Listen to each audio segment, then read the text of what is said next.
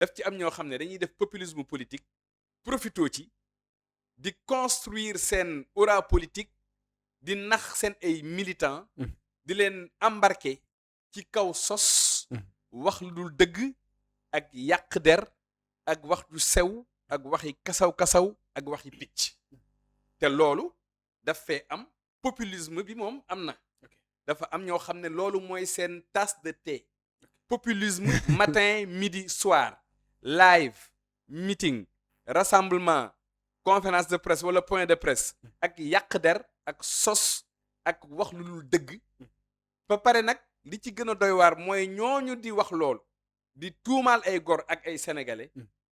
di jéem a digle cangaay du ñu sangu suba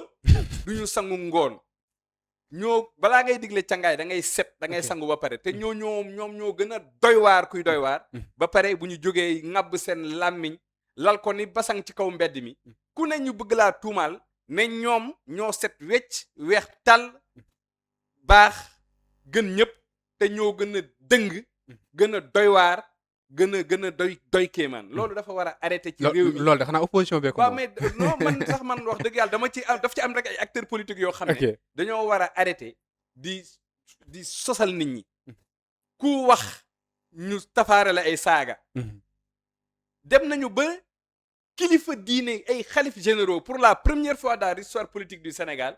ay militants wu benn parti di attaquer ay xalif généraux ba di jël ay kaddu yu tegginuwul lu ci demee ni ko ay saaga di ko teg ci seen der ba sax ab xalif général taxaw ba reconnaître ko wax ko mais loolu dafa yéeme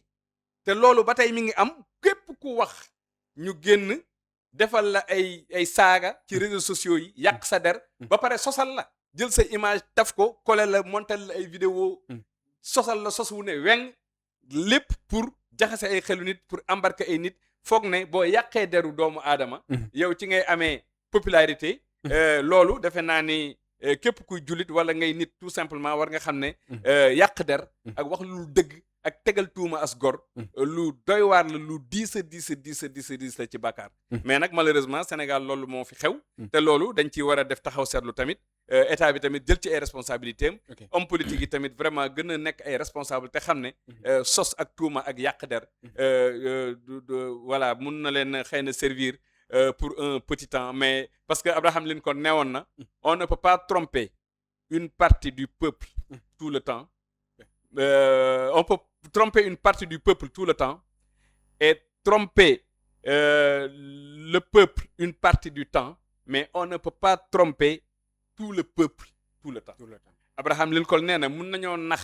aw làcc wu ndaw ci askan wi ci diir wala ñu nax ci diir bu gàtt